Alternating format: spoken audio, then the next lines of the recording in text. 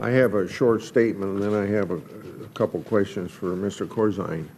Now, you've all been asked repeatedly today about where the money went and whether you authorized the transfer of funds out of the segregated customer accounts. I share my colleagues' interest in finding answers to these questions.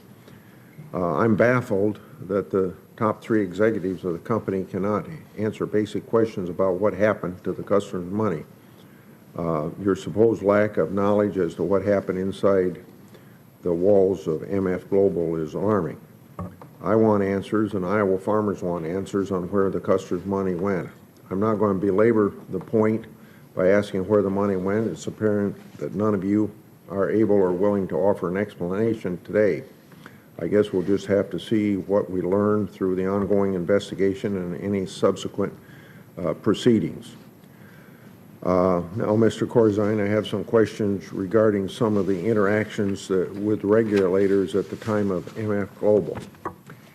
It has been reported that you were not required to retake your Series 7 or Series 24 exams before assuming your role at MF Global. FINRA requires investment professionals to retake these tests if they have been out of the industry for 2 years, despite the fact that you had been out of the financial service industry for 11 years. FINRA gave you a waiver and you didn't take these tests.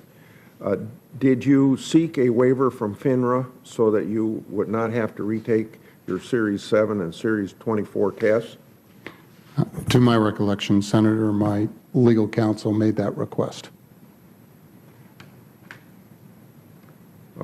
So through General counsel. So through your legal counsel, you were granted the waiver? Yes, sir. I mean, on his request to FINRA? Okay. That's my understanding. Okay. Now, another question. Trying to figure out how much involvement Chairman Gensler had in the early stages of the MF Global problems, you ask, I have this question.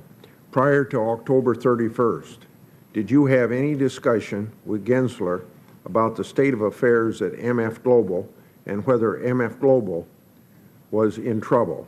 And when were those, and if you did have conversations, when were those conversations and what exactly did you discuss with Chairman Gensler? Senator,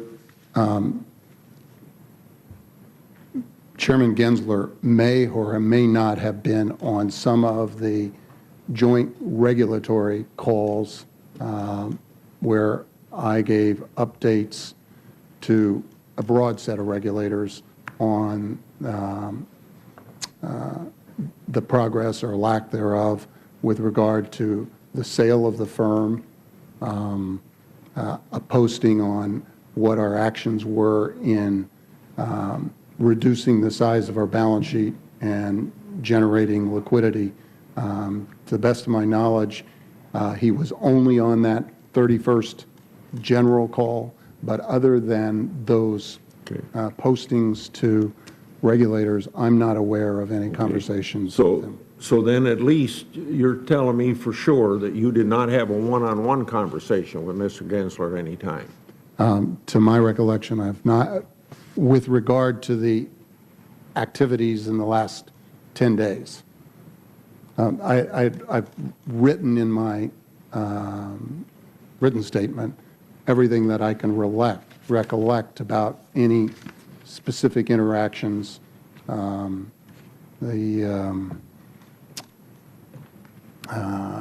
was it, the July teleconference call, courtesy calls when I first took over at MF Global, and then... But not during this period of time? Not in that period of time. Of the last few days before bankruptcy that you had any one-on-one telephone conversation with Gensler? Correct. Okay. Now, last question for you, and then I have a question for Mr. Steenhoek.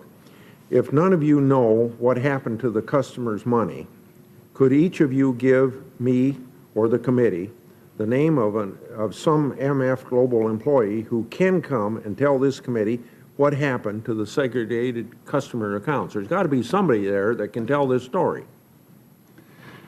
Just give us a name. Joe Blow, Mary Smith? Senator, my view I would go to our Treasury Department and or Treasury Ops, as we talked about earlier, and the people who headed that probably closest to the scene of the action. But that doesn't give us one name for sure that could answer our questions. You're saying somebody in that office, but you don't really know who it is. The outline of the structure, I think Mr. Steenkamp presented, starts with certain people at the very top of it. I happen to know that the individual was on vacation this week, Christine Serwinski, and the CFO of the North American operations. That team of people, and it's quite large, would be one of those places that you might. Okay. Then I would have this question for Steenkamp. Who specifically told you that Sunday that customer money was missing? If I recall correctly, I was in a room with a large group of people as we were working on the acquisition, and one of our folks from finance had been notified that there's an issue, and had just pulled me aside in the room and notified me. Okay, what's his name or her name? It was our global product controller, Mike Boland. Okay. Thank you, Madam Chairman.